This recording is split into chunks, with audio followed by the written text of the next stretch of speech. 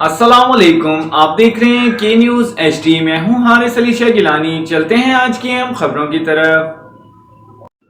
خبروں کا سلسلہ آگے بڑھاتے ہوئے رخ کریں گے خوشاب کا، جہاں سے رپورٹ کر رہے ہیں ہمارے نمائندے محمد رمضان۔ الوی ٹرسٹ جوہر آباد کی جانب سے پاک فوج سے اظہار یکجہتی کے لیے ریلی کا اہتمام کیا گیا۔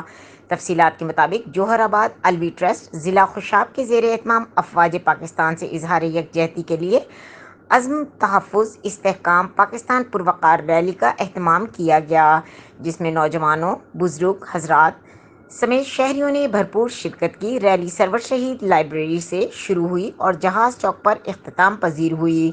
اس موقع پر ریلی سے خطاب کرتے ہوئے الوی ٹرسٹ کے چیئرمین خالد شاہ محمود الوی نے خطاب کرتے ہوئے کہا کہ ہماری مسلح افواج کی لازوال قربانیوں کی فراموش نہیں کیا جا سکتا۔ ہم ہر سازش کو ناکام بنا دیں گے جو ہمارے ملک اور اداروں کے خلاف ہوگی۔ ریلی سے امن کمیٹی ضلع خوشاب کے ممبر مولانا محمد زبیر سمیت دیگر نے بھی خطاب کیا۔